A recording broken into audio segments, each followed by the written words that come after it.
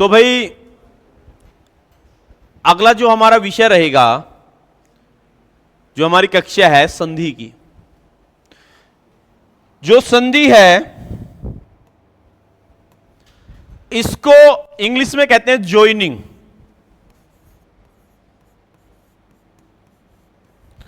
हर कोई लेना चाहता है भाई जॉइनिंग, इसलिए आप यहां बैठे हैं सभी। हर किसी का सपना है कि मेरी जॉइनिंग हो, कोई पुलिस में, कोई टीचर, कोई एयरफोर्स में अधिकारी, कोई डॉक्टर। अभी कालू आपकी इच्छा नहीं होगी डॉक्टर बनने की, और की तो हो सकती है। तो जॉइनिंग जो है हर कोई चाहता है। और बचपन में आपने पढ़ा भी होगा कि संधि, दो राजाओं के बीच में संधि हो गई। संधि का मतलब क्या होता है? जोड़ना। संधि का क्या मतलब होता है?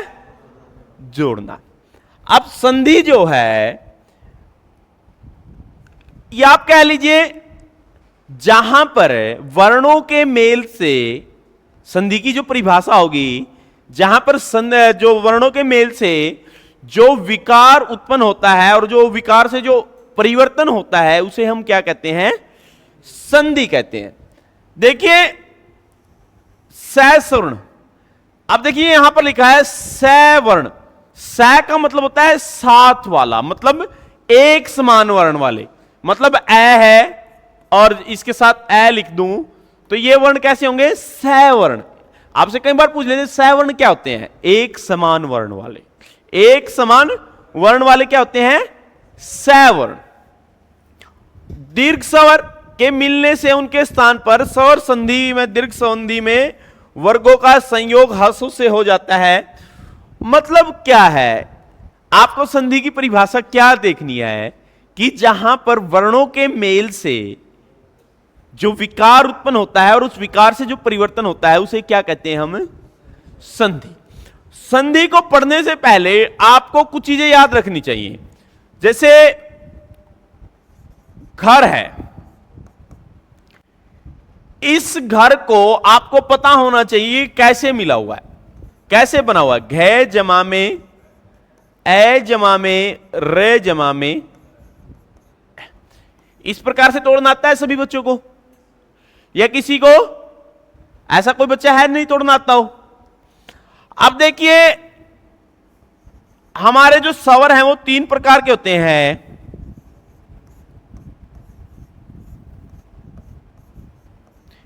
इनको हम कहते हैं ह्रस्व स्वर। इनको हम क्या कहते हैं?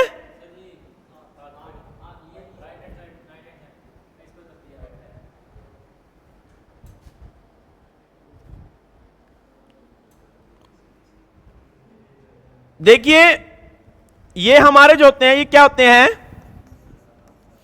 ह्रस्व स्वर। और देखिए जो हमारे होते हैं आ, ई, उ, ए, आई, ओ और औ, ये हमारे क्या होते हैं? दीर्घ स्वर। हिंदी में तो वैसे दो ही स्वर होते हैं, लेकिन कई बार आपने देखा होगा कि एक स्वर होता है प्लुत स्वर। सुना है ना प्लुत स्वर? प्लुत स्वर क्या होता है? जैसे देखिए मैं यहां पर दो ओम लिख देता हूं। एक ये ओम लिखा है और एक ये ओम लिखा है। कोई बताएगा मुझे कौन सा गलत है, कौन सा ठीक है? ये वाला ठीक है, दोनों सही हैं। हां दोनों ही सही हैं। जो ये आपको बीच में दिखाई दे रहा है ये जो है देवनागरी लिपि का 3 है भाई। कौन सा 3 है? ये देवनागरी लिपि का। आप जो ये 3 प्रयोग करते हो ये कौन सी लिपि है? रोमन लिपि। आप हिंदी ने रोमन लिपि को स्वीकार कर लिया है 1 2 3 लिखने में, वो सब रोमन लिपि है। लेकिन हिंदी लिपि में जो 3 है वो इस प्रकार से लिखा जाता है, देवनागरी लिपि में, सॉरी। तो ये देखिए जैसे अभी हमने यहां पर यह उदाहरण लिया है ए और ए के मिलने से क्या बनेगा, क्या बनेगा, आ। जैसे यहां पर ये पै के अंदर ए है, पै के अंदर क्या है, और ये भी क्या है, तो ए जमा में ए क्या बन जाएगा, आ। अब इसमें उसी प्रकार से पुष्प जमा में अवली, तो क्या हो जाएगा, पुष्पावली।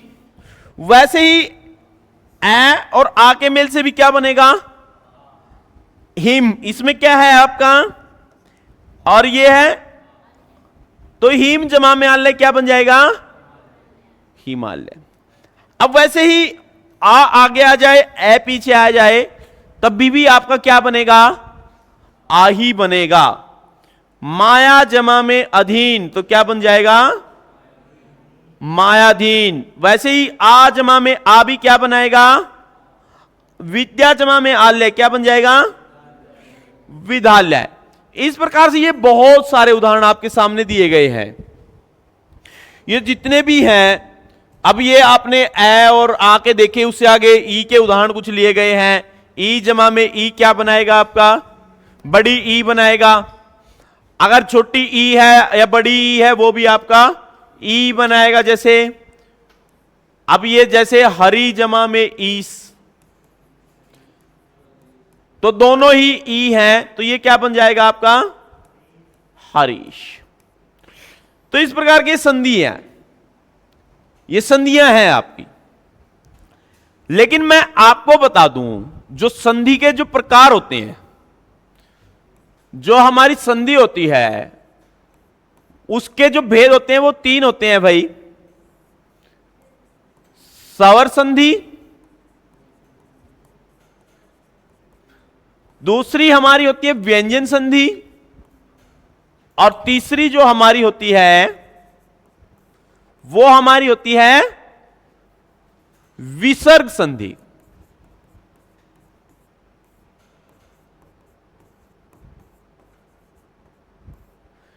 ये 3 हमारी संधियां होती हैं, लेकिन मुख्य तौर पर अब हम करने वाले हैं स्वर संधि।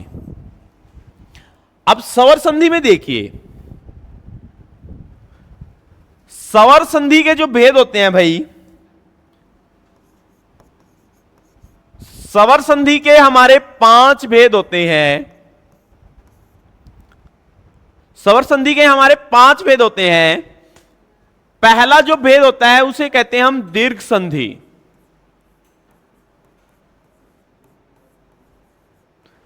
और जो दूसरा इसका भेद होता है वो होता है गुण संधि,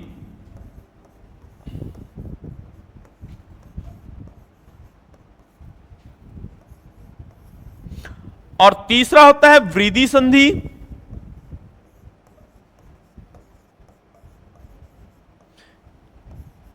चौथा आपका होता है यण संधि,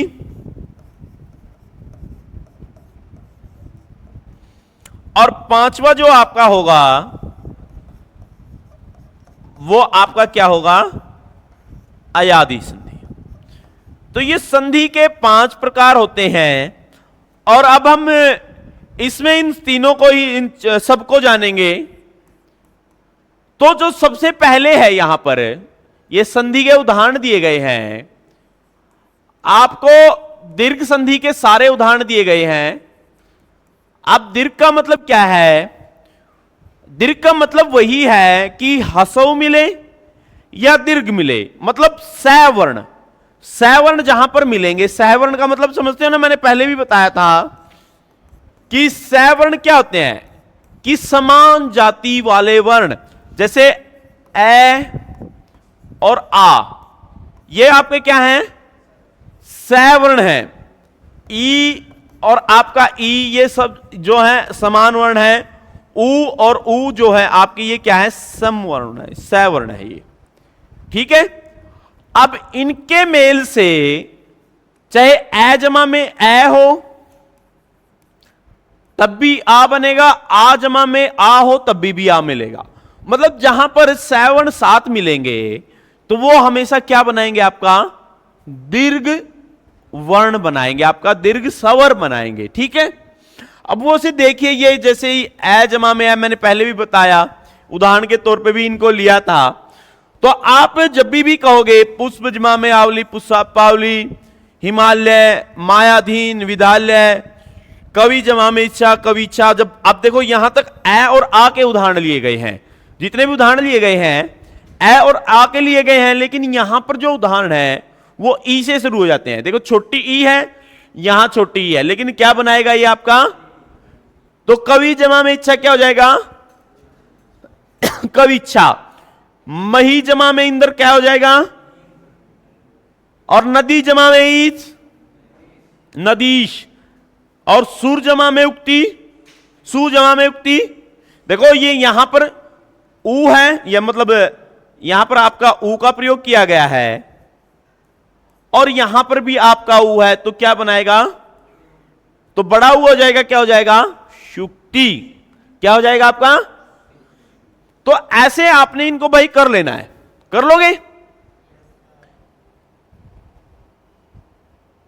ये जैसे सिंधु जमा में उर्मी है, इसमें रै लगाना गलत रह गया भाई थोड़ा, ऐसे होगा तो ये इस प्रकार से आप जितने भी ये उदाहरण लिए गए हैं, ये सारे के सारे कौन से हैं, दीर्घ संधि के उदाहरण है भाई। ये सारे किसके उदाहरण है, दीर्घ संधि के। अब उससे अगली आती है गुण संधि। अब गुण संधि जो है वो दीर्घ संधि से थोड़ी सी अलग है। वो कैसे अलग है, पहले हम इसकी परिभाषा पढ़ते हैं। देखिए, जब ए अथवा आ के आगे, मतलब इसने क्या कहा कि या तो यहां पर ए हो या यहां पर आ हो, और उसके बाद ई हो या ये ई हो, तो उनके स्थान पर क्या हो जाता है, क्या हो जाता है, ए हो जाता है। और उससे आगे क्या है, इसी प्रकार ए या आ के बाद ऊ या ऊ आ जाता है, तो ये किस में बदल जाते हैं, किस में बदल जाते हैं आपके, किस में बदल जाते हैं भाई, ओ में। वैसे ही एक और इसमें दिया गया है। अगर देखिए ए और आ के बाद री आ जाए, तो वो किस में बदल जाता है, किस में बदल जाता है आपका, अर में। अब देखिए ये यहां पर लिखे हुए हैं कि किस प्रकार से कौन सा आपका वर्ण है वो बदलने वाला है। एक एक को दिया गया है, एक एक को क्लैरिफाई किया गया है। अब हम इसके उदाहरण देख लेते हैं। अब यहां पर देखिए, उप जमा में इंद्र, यहां पर क्या है आपका, ए है, यहां पर क्या बनाना है, क्या बनेगा, तो इसको क्या लिख दे, उपेंद्र, क्या बन जाएगा आपका। उससे आगे वैसे ही गण जमा में ईस, यहां पर ए है और यहां पर ई है, तो क्या बन जाएगा, ए बनना है, तो क्या बन जाएगा आपका, गणेश। वैसे महाजमा में इंद्र, अब देखिए महाजमा में इंद्र क्या बन जाएगा, महेंद्र। मतलब ए को आप बदल लोगे ना आसानी से। अब उससे आगे देखिए, रमा जमा में ईस है, रमेश हो जाएगा। ये आपके यहां तक जो है उदाहरण, वो सारे के सारे एक ही हैं। आप पीडीएफ में जब भी देखोगे तो ये जितने भी उदाहरण आपको दिए गए हैं सारे एक ही हैं। अब उससे आगे हो जाते हैं ओ के शुरू। ओ कैसे बनेगा, ए के बाद ऊ आए या आ के बाद ऊ आए, मतलब यहां नहीं देखना, आपने आगे देखना है ए और आ आपका होना चाहिए, तो उसके बाद ओ ऊ होगा तो ओ बनाएगा, अगर ई होगा तो वो आपका क्या बनाएगा, ए बनाएगा। सीधे बैठो भाई, ऐसे नहीं सोना नहीं है कक्षा में। तो देखिए अब यहां पर है ए और ऊ,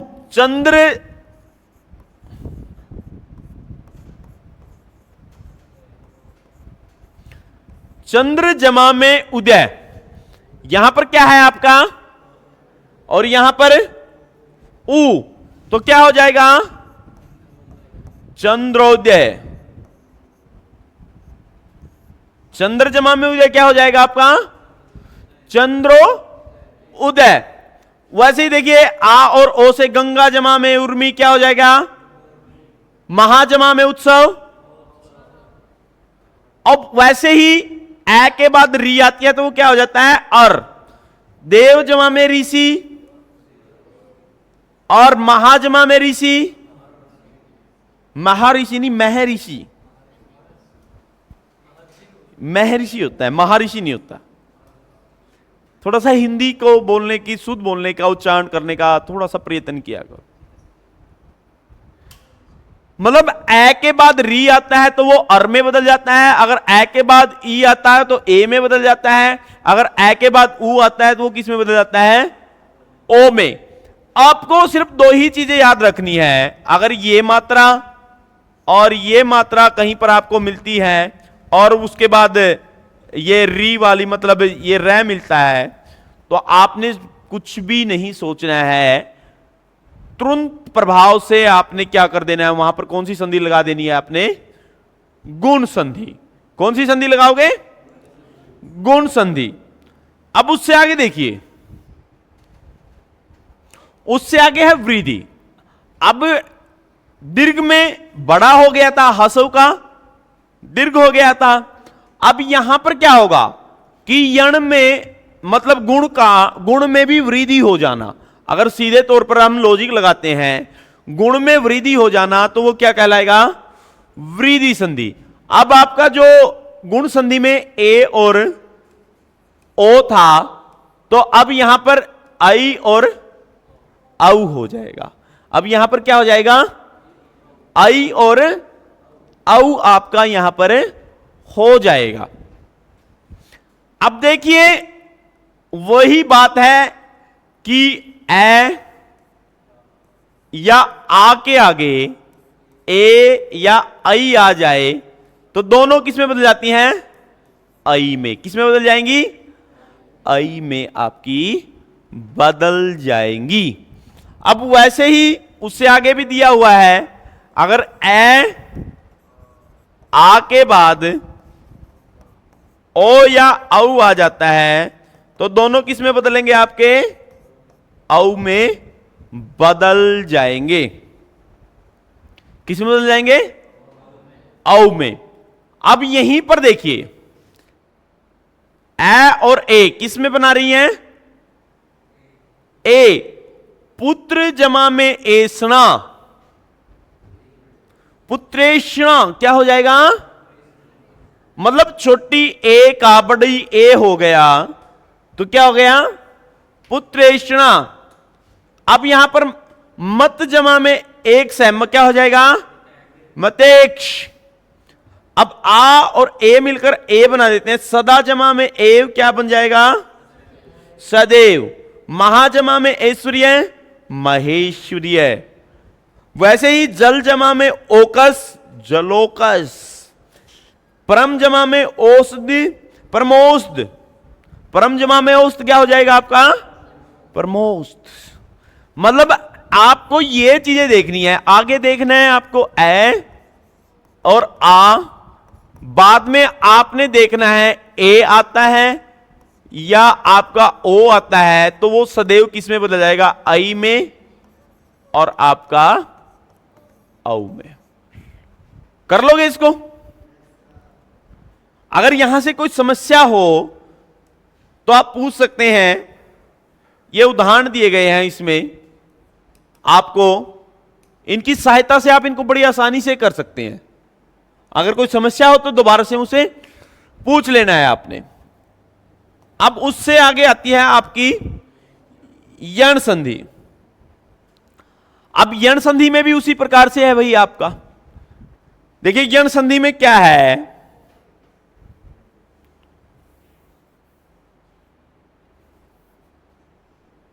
ये जूम नहीं हो रहा सोनू।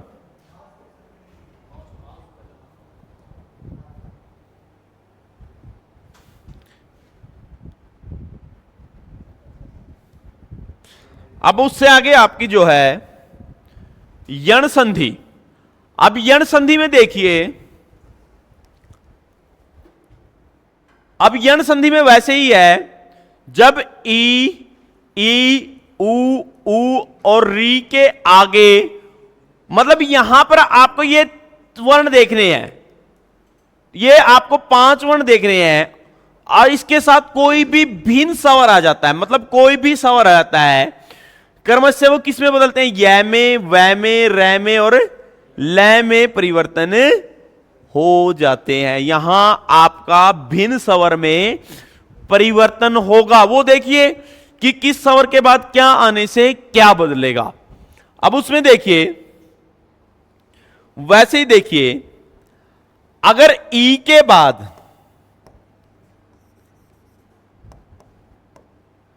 ई और ई के बाद कोई भी भिन्न स्वर आ जाए, अगर मान लीजिए ई और ई है, इसके बाद मैं ए लगा देता हूं, तो वो क्या बन जाएगा, क्या बन जाएगा। अगर यहां पर आ लगा देता हूं तो ये यहां पर क्या बन जाएगा, वाह। वैसे ही ऊ के साथ अगर कोई भिन्न स्वर लगता है तो वो किस में बदल जाएगा, व में, यह में बदलेगा। सॉरी भाई ये गलत हो गया, नहीं ठीक है। अब देखिए इसी प्रकार ई जमा में यह जो है वो किस में बदल जाएगा, यह में। ऊ जमा में ए वो किस में बदल जाएगा, ऊ जमा में आ किस में बदल जाएगा, वा में। मतलब वो उसकी मात्रा साथ में ही लेकर आएगा अपने साथ में।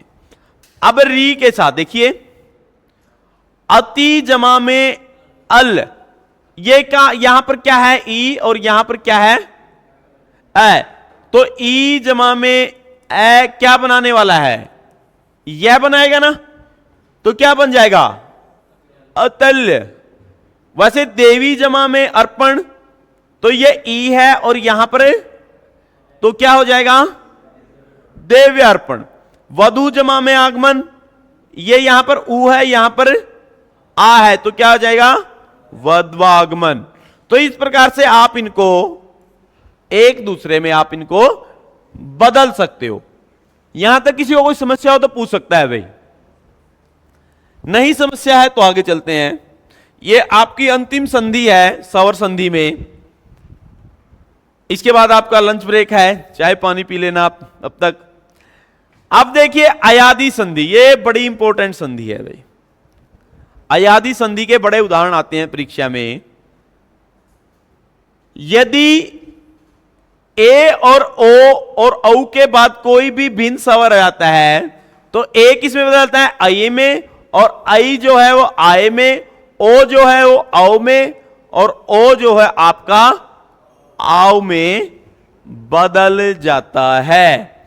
ए के बाद कोई भिन्न स्वर आएगा तो किस में बदलेगा, ए में आए हो जाएगा। अगर यहां पर ये देखिए छोटी ए है तो आए होगा, अगर बड़ी ए है तो क्या हो जाएगा आपका, आए। ओ है तो औ होगा, और औ है तो आव होगा। ठीक है, अब इसके उदाहरण हम देख लेते हैं।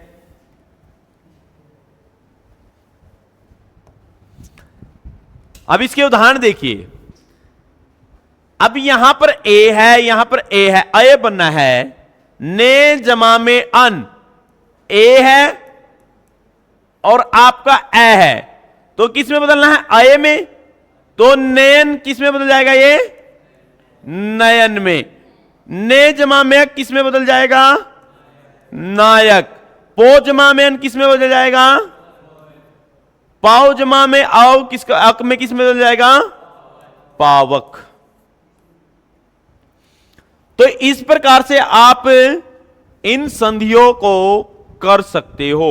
अगर किसी में समस्या हो तो मुझसे दोबारा से आप पूछ लीजिए। ठीक है भाई? ओके भाई, ऑल द बेस्ट।